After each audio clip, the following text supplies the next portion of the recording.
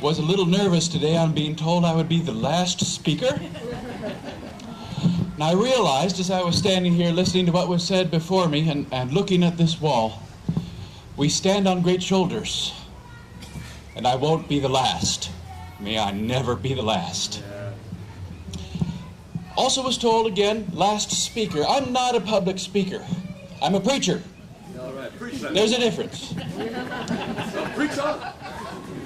A preacher has a text. A reading from the book of Exodus.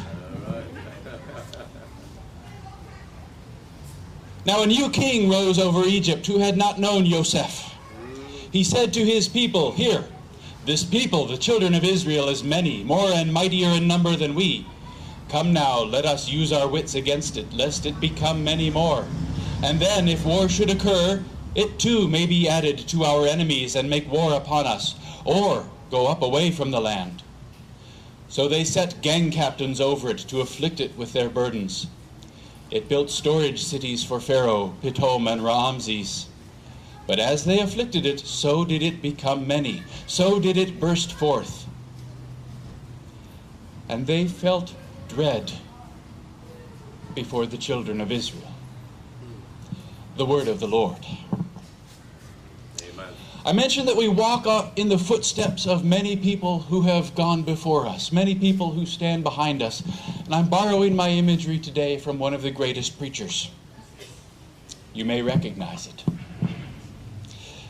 The need to dominate, the need to lash out, arises from two sources. We hear both of them here today. The first source is ignorance. The new Pharaoh did not know Joseph. He didn't dream dreams that Joseph interpreted. He didn't eat the grain that Joseph had stored up. He had no memory of how Joseph had saved his country. Yes. He knew nothing of the great good that the children of Israel had brought to Egypt. And in his ignorance, in his unknowing, Pharaoh looked out. And he didn't see the descendants of a great man. He saw, "Not my people." And he had a choice. Looking at "not my people," Pharaoh could have chosen to learn. He could have learned who they were, where they had come from. He could have learned what they had done for Egypt. They could have worked together and learned what they might still have done for Egypt. But that was not the choice that Pharaoh took. Instead, the ignorant king took the path of cowardice. Ignorance and cowardice. From his ignorance came fear, and rather than learning and loving, Pharaoh chose to lash out, to dominate, to subject the children of Israel to bondage and to humiliation. And that's catching. It's contagious. Ignorance feeds cowardice, and cowardice lashes out, and unfortunately the instinct of the oppressed is often to react in fear. It's catching. To avoid stirring up more trouble, to avoid causing more problems, to avoid doing, that's what they want us to do.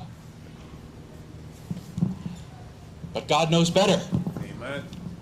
God knows that the way to defeat fear and ignorance is to stand up and to look it smack in the face, to challenge it.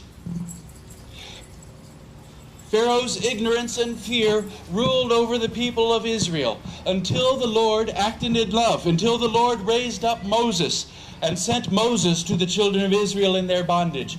And Moses looked ignorance and fear in the face, and Moses succeeded. He informed the ignorant, and when that failed, he challenged cowardice, and Israel's children crossed the Red Sea on dry land. And Moses and Miriam and all the people sang and danced, "The Lord is lofty and uplifted, the horse and its rider he has hurled into the Red Sea." Amen. And that brings us here today. I haven't seen much dancing. I haven't heard much singing. I think this is a good place for it. Yes. We're here to celebrate green grass. Yes. Amen.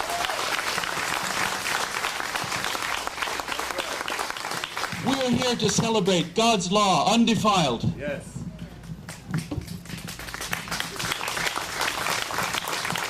We're also here to remember that while the horse and the rider may have been hurled into the Red Sea, while the grass is green and the Torah is clean, cowardice and ignorance still threaten our community.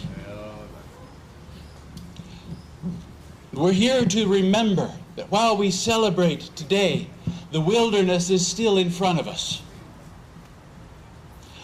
But with strength from God, with brave and dedicated leadership, and especially with the love and support of one another gathered here today, the wilderness in front of us is a wilderness that we can cross. And that I promise. In the Hebrew Testament, the prophet Micah wrote, "He will judge between many peoples and will settle disputes for strong nations far and wide. They will beat their swords into plowshares and their spears into pruning hooks. Nation will not take up sword against nation, nor will they train for war anymore.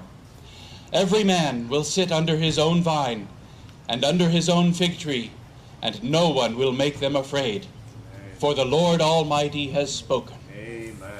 The New Testament, Gospel according to John, Jesus said, "I have other sheep that do not belong to this fold. I must bring them also. They will listen to my voice, and there will be one flock, one shepherd." That's right. From the Quran, the chapter of the inner chambers, "O ye folk, verily we have created you male and female, and made you races and tribes, that ye may know one another." We stand up here today to fight against ignorance and fear. We stand up here today to do the very will of God. Amen.